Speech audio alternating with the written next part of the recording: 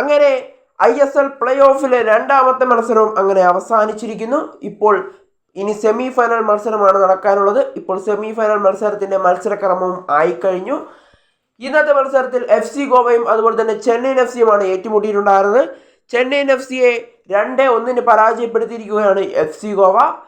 FC ഗോവയ്ക്ക് വേണ്ടി ഈ മത്സരത്തിൽ ഗോൾ കളിച്ചിരുന്നത് നോവ സദോയും അതുപോലെ തന്നെ ബ്രാൻഡൻ ഫെർണാണ്ടസുമായിരുന്നു. എന്തു തന്നെയായാലും ഇപ്പോൾ ചെന്നൈ പുറത്തായിരിക്കുകയാണ്. ഇന്നലെ ബ്ലാസ്റ്റേഴ്സ് പുറത്തായിരുന്നു. അതിന് തൊട്ടു പിന്നാലെ ചെന്നൈയും ഇപ്പോൾ പുറത്തായിരിക്കുന്നു.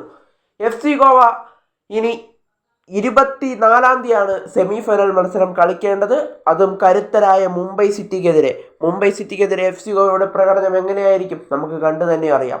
അതുപോലെ തന്നെ ഇന്നലെ ബ്ലാസ്റ്റേഴ്സിനെ പരാജയപ്പെടുത്ത ഒഡീഷ നേരിടേണ്ടത് കരുത്തരായ ISL ഷീൽഡ് ജേതാക്കളായ മോഹൻ ബഗാൻ സൂപ്പർ ജെയിൻസിനെ. എന്തു തന്നെയായാലും ഇപ്പോൾ സെമി ഫൈനലിൻ്റെ കാര്യങ്ങളൊക്കെ ഇപ്പോൾ ഏറെക്കുറെ ഉറപ്പായി കഴിഞ്ഞു. എന്തായാലും നമുക്ക് സെമി ഫൈനൽ മത്സരങ്ങൾക്കായി കാത്തിരിക്കാം. 23-24 തീയതികളിലാണ് ആദ്യ ലെഗ് സെമി ഫൈനൽ നടക്കുന്നത്. അത് കഴിഞ്ഞ് 28-നും 29-നും സെക്കൻഡ് ലെഗ് സെമി ഫൈനൽ മത്സരങ്ങളും നടക്കും. എന്തായാലും നമുക്ക് കാത്തിരിക്കാം. ISL ഫൈനൽ നടക്കുക മെയ് 4-നുമായിരിക്കും.